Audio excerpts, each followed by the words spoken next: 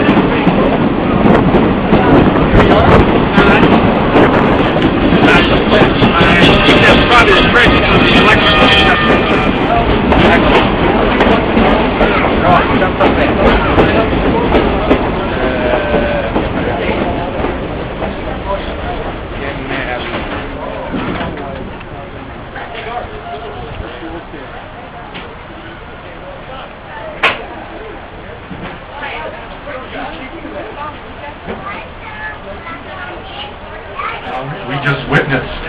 They felt the need to clear the boiler one more time. Now we'll continue on our way to the deep.